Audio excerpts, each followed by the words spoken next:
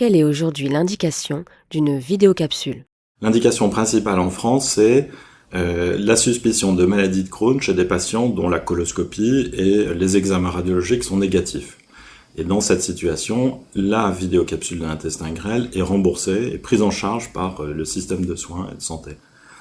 Pour toutes les autres indications, on retrouve la surveillance des patients atteints de maladie de Crohn lorsqu'il y a des localisations sur le grêle, les colites indéterminées pour essayer de diagnostiquer ou de retrouver des maladies de Crohn parmi ces patients, exceptionnellement la surveillance post-opératoire lorsque les anastomoses sont soit grêlo-gréliques, soit iléocoliques, et en cas d'échec de la coloscopie.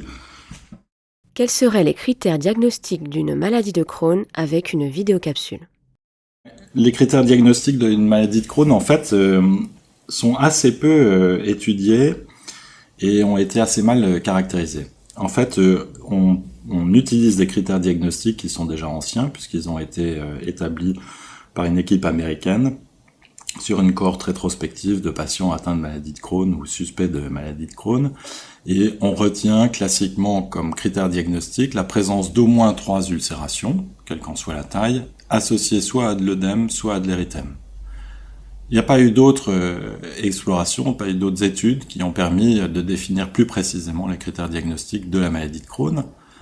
Il faut voir que les lésions visibles en capsule endoscopique sont absolument pas spécifiques de la maladie de Crohn et les ulcérations qu'on est amené à voir dans cette maladie sont tout à fait comparables à des ulcérations qui peuvent être induites par la prise d'anti-inflammatoires non stéroïdiens ou qu'on retrouve dans d'autres pathologies ulcéreuses. Donc les lésions sont pas spécifiques. Ceci étant dit, le problème est tout à fait identique avec l'iléocoloscopie et les lésions ulcéreuses visibles en coloscopie ne sont pas non plus spécifiques de la maladie de Crohn ou de la rectocolite hémorragique. Y a-t-il un risque de surdiagnostic de maladie de Crohn avec la vidéocapsule? Non, il n'y a pas vraiment de risque de surdiagnostic de maladie de Crohn avec la vidéocapsule. Au contraire, c'est un examen qui est extrêmement performant chez les patients suspects de maladie de Crohn lorsque les examens endoscopiques n'ont pas permis de retrouver de lésions. Et les études qui ont été faites, et qui sont des études de cohorte chez des patients dans cette situation et qui ont eu des vidéocapsules, ont montré que la valeur prédictive négative et la valeur prédictive positive de la capsule étaient excellentes. Et en pratique, lorsque vous avez des patients suspects de maladie de Crohn, lorsque les examens conventionnels sont négatifs et lorsque la capsule est normale, il n'y a quasiment aucun risque de passer à côté d'une maladie de Crohn.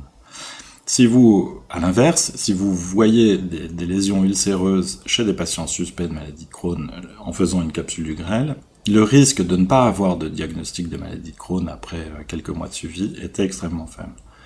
Notamment chez des patients chez qui vous avez éliminé la prise d'anti-inflammatoires non stéroïdiens. Dans ces cas-là, la valeur prédictive positive de la capsule est excellente.